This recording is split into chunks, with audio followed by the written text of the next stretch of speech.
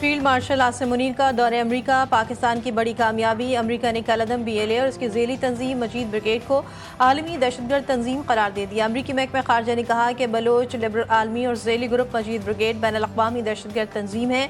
BLA 2019 से आलमी दहशतगर्दों की फहरिस्त में शामिल है। 2024 में कराची एयरपोर्ट और गवादर पोर्ट पर दहशतगर्दी की जिम्मेदारी कबूल की। 2025 में जाफर एक्सप्रेस हाईजैक और 31 अफराद के कत्ल का एतराफ़ किया।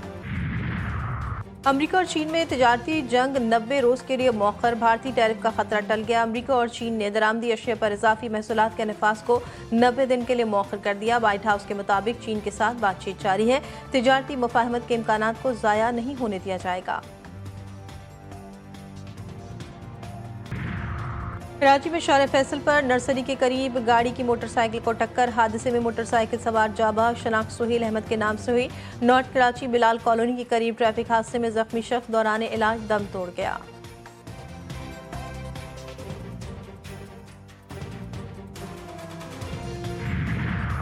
और मुल्क के मुख्तलिफ हिस्सों में आज भी बारिश का इम्कान। इस्लामाबाद, पंजाब, बाला खैबर पख्तूनख्वा और कश्मीर के चंद मकामात पर बारिश मुतवक्की है। मौसम बारिशों का 7वां स्पेल 13 अगस्त से बारिश बरसाएगा।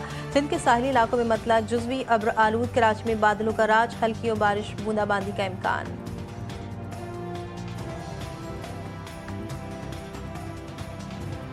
9 मई के 2 केसेस में PTI के रहनुमाओं को सजा। शाह महमूद कुरैशी बरी। लाहौर की इंसदादी दहशतगर्दी अदालत ने थाना शादमान जलाओ घिराव और जिन्ना हाउस के करीब गाड़ियां जलाने के मुकदमात का फैसला सुना दिया।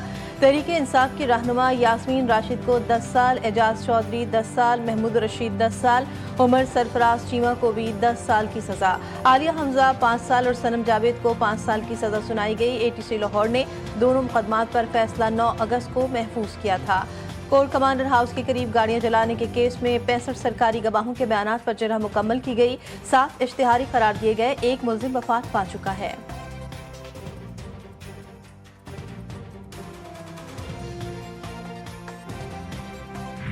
अगर बेइंसाफी की ये छुरी नहीं रुकती तो कौम का बड़ा नुकसान हो जाएगा। जो इतनी जजमेंटें आई है हम उनको रिजेक्ट करते हैं, उनकी मजम्मत करते हैं। वो इंसाफ का कत्ल हुआ है।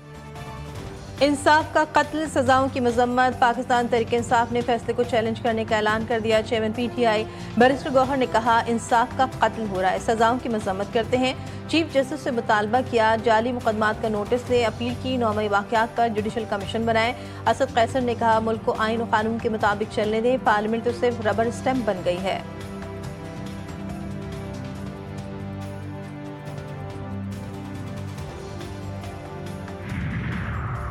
वज़ीर दिफा ख्वाजा आसिफ की पुर्तगाल में जायदाद के खरीदारों को बेनकाब करने की धमकी। कहा पता नहीं था कितने लोग जायदादें खरीद रहे हैं। रौला पड़ गया है तो इंक्वायरी भी करवाऊंगा और नाम भी बताऊंगा। ब्यूरोक्रेट्स का पिछले 78 साल में कोई एहतसाब नहीं हुआ।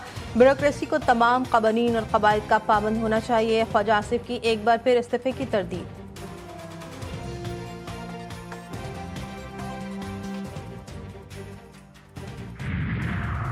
पानी PTI और बिशरा बीबी समेत दीगर के खिलाफ अलकादिर ट्रस्ट नैब रेफरेंस इश्तिहारी मुल्जिमान की 3 में से बनी गाला में मौजूद एक जायदाद नीलाम कर दी गई।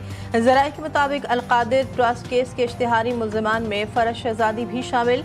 जनवरी 2024 में अदालत ने फरज शहजादी, जुल्फी बुखारी और शहजाद अकबर समेत 6 मुल्जिमान को इश्तिहारी करार दिया था।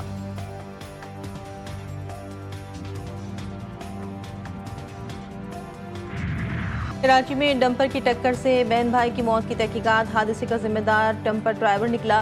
ट्रैफिक पुलिस की खुसूसी यूनिट कराची रोड एक्सीडेंट तजियाती टीम ने रिपोर्ट तैयार कर ली। डंपर ड्राइवर ने मोटरसाइकिल को टक्कर मारी। मोटरसाइकिल स्लिप होने के बायस महानूर और अहमद रजा डंपर के पिछले टायरों में आए। गफलत पर 2 SHOs मुअत्तल। अदालत ने ड्राइवर को 2 रोज़ा जिस्मानी रिमांड पर पुलिस के हवाले कर दिया। गाड़ियां जलाना दुरुस्त अमल नहीं, शरपसंद अनासर के खिलाफ कार्रवाई की जाएगी। वज़ीर आला सिंध कहते हैं आइंदा 15 रोज के अंदर तमाम डंपर्स में कैमरे नस्ब किए जाए और इस बात की यकीन दहानी कराई जाए कि ड्राइवर लाइसेंस याफ्ता हो। बसूरत दीगर सख्त तरीन कार्रवाई की जाएगी।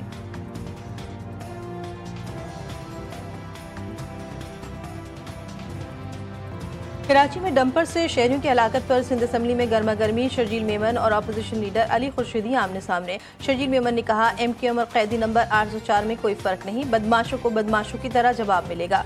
डंपर जलाने वालों के खिलाफ दहशतगर्दी के मुकदमे चलाएंगे। अली खुर्शीदी ने कहा, शरपसंदी को सपोर्ट नहीं करते, अल्फाज के चुनाव में एहतियात करें। वजीर दाखिला जियाउल हसन लंजान ने डंपर हादसे में जाँ भाग बहन भाई के लिए मुआवजे का ऐलान कर दिया।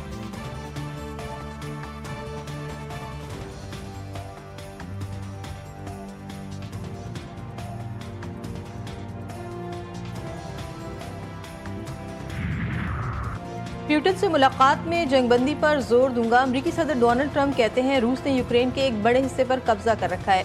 कोशिश होगी रूस के जेर कब्जा कुछ इलाका यूक्रेन को वापस मिल जाए। आइंदा प्यूटन से मुलाकात में ज़ेलेंस्की भी शामिल हो सकते हैं।